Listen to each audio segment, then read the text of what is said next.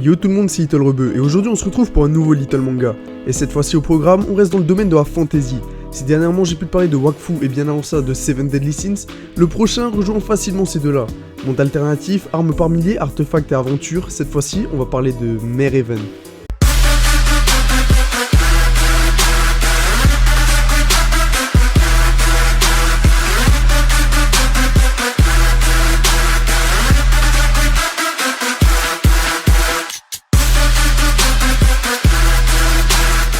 Merheaven, ou Meihachen Awaken Romance, ou si tu préfères, Merheaven, est un manga écrit par Anzai Nobuyuki, actuellement terminé, il compte une quinzaine de volumes.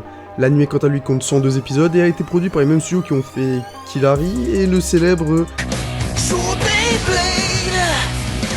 Si tu connais pas Merheaven, eh ben je pense que c'est le moment d'y remédier. Alors on va commencer avec l'histoire.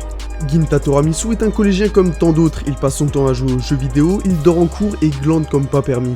Dans sa classe, il est le mec pas populaire et ça se comprend puisqu'il parle H24 d'un monde imaginaire, c'est un peu le taré de service et il n'y a que son ami Koyuki qui veuille le croire.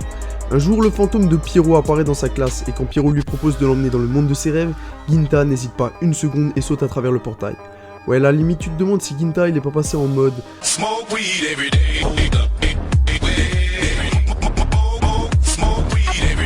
mais je te rassure, tout ça c'est fait sans l'emprise de substances illicites.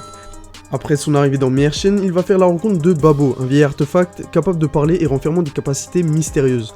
Voilà pour le speech de départ, exactement ce que l'on peut attendre d'un manga de fantasy, mais ce manga se distingue par quelques spécificités assez intéressantes. Tout d'abord, l'histoire et plusieurs détails qui l'entourent sont inspirés d'origine germanique. Le nom du manga où se trouve Ginta s'appelle Meihachen, ce qui signifie conte de fées en allemand. Pourquoi s'inspirer de l'Allemagne et pas de la France ou de l'Angleterre? Tout simplement parce que les contes pour enfants sont assez bien ancrés dans la culture allemande. Différentes histoires comme Blanche-Neige ou Réponse viennent de l'Allemagne. Et d'ailleurs, l'un des ennemis de Ginta s'appelle Rapunzel, qui est le titre original de Réponse en allemand. Ça ne s'arrête pas seulement à l'Allemagne, puisque vous pourrez voir un bon gros paquet d'autres références. Par exemple, à un moment, Babo et Ginta doivent protéger un champ de légumes, et ces légumes ont la même tête que des citrouilles. Un petit clin d'œil à Cendrillon et son carrosse. L'un des alliés de Ginta s'appelle Jack, il est agriculteur et se bat principalement avec une pelle et des haricots. Je te fais pas un dessin, ça vient tout droit de Jack et le haricot magique. Il y a aussi l'histoire de Rapunzel et Guillaume, deux adversaires de Ginta dont l'histoire est clairement inspirée d'Hansel et Gretel, l'un des contes les plus populaires et rédigés par les frères Grimm. On continue avec la princesse Snow qui est retrouvée endormie dans un cube de glace, ça fait clairement référence à la Belle au bois dormant qui attend son prince charmant. Des adversaires comme Pinocchio ou d'autres sont aussi éponymes des contes d'où ils sont tirés, ou encore des personnages comme Nanashi, le chef de la guilde des voleurs, tout droit sorti des histoires des 1001 nuits, façon Alibaba et les 40 voleurs. Tu l'auras compris, ce manga est inspiré de plusieurs dizaines d'histoires de contes de fées qui ont envoûté notre enfance. Un bon poids de l'auteur qui joue sur l'originalité et sur un style très peu fait jusque-là. Toujours dans les bons points, on peut parler des artefacts. Il y en a de différents types et on les appelle les hermes. De base, elles ont une apparence de bijoux du style bague, bracelet ou autre, et elles se classifient par leur fonction. Il y a les weapons qui servent pour le corps à corps, le top pour mettre des patates en plein combat. On retrouve aussi des artefacts de gardiens utilisés pour invoquer des esprits, un peu comme Lucy dans Fairy Tail. Il y a aussi des hermes de dimension comme le Pierrot dont je t'ai parlé en début de vidéo, les Darkness qui servent à balancer les malédictions, les Holy qui servent à soigner et les Natures pour utiliser les éléments comme le feu ou la flotte. Avec ça tu te rends compte que les artefacts c'est pas ce qui manque et que beaucoup vont sûrement te surprendre. Pour ce qui est des graphismes, l'anime n'est pas mauvais, c'est sympa à regarder, la VF est assez cool. Sûrement pas l'anime du siècle mais pas le plus nul non plus. Pour le dessin c'est une autre histoire, là on revient dans un style de dessin typique fantasy. On est assez proche d'une façon de dessiner à la Nakaba Suzuki dans Seven Deadly Sins, à la différence que les visages sont moins arrondis et un peu plus pointus.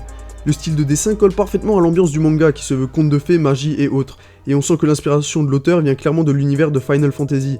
En même temps, le manga et le jeu vidéo ont beaucoup de points communs, que ce soit dans le scénario ou dans le design des personnages. Il suffit de regarder la tête de Cloud et celle de Ginta pour voir que capillairement parlant, il y a limite un lien de parenté, il y a carrément moyen qu'ils soient cousins ces deux-là. Au niveau des défauts, rien de très flagrant à signaler, si ce n'est un point, le manque de profondeur de l'histoire du manga. En fait, c'est assez simple, pour reprendre l'exemple de Seven Deadly Sins, si l'objectif principal c'est d'aider la princesse, plusieurs sous-intrigues sont développées, comme quelles sont les origines des 7 péchés capitaux, pourquoi Meliodas a toujours une tête d'enfant, pourquoi ils ont la mémoire effacée. Dans Merheaven, il n'y a pas de sous-intrigue. La trajectoire de l'histoire est linéaire, tu vois, c'est un peu comme si on adaptait Mario en animé, faut aller sauver Peach, point barre. Le seul élément d'intrigue repose sur Dana, l'ancien héros de la légende, mais quand tu vois sa silhouette, même un enfant de 6 ans peut te deviner qui était Dana.